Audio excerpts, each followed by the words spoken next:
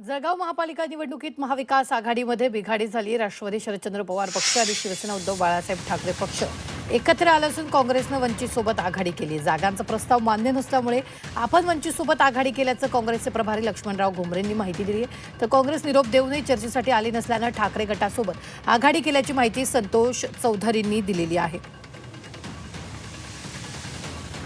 काँग्रेस बैठकीला सुद्धा आली नाही, चर्चेला सुद्धा बोललो असताना ते बाहेर आहे असं सांगत होते। पण मग त्यांच्या ते बैठकीला झाल्या नाही, त्याच्यामुळे चर्चा झाली नाही। आपण प्रयत्न केले।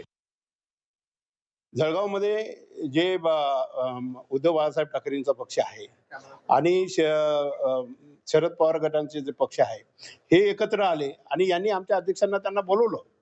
आमच्या अध्यक्षांना बोलवल्यानंतर ते त्यांच्यासोबत चर्चा केली। परंतु चर्चा करत असताना त्यांनी आमचे जे काही काँग्रेस पक्षाला जिथे शक्ती आहे, जे मग मुस्लिम एरिया असेल, मागासवर्गीय एरिया असेल, इतरही एरिया असेल, त्यामधलेच ते सीट मागतात। दुसरे सीट हे आम्हाला सीट तुम्ही सोडा म्हणून त्यांनी आग्रह केला। आता जिथे काँग्रेसची शक्ती आहे तिथे आम्ही आमचे लोक उभे करणार, लढवणार हे त्यांना काही मान्य नव्हतं।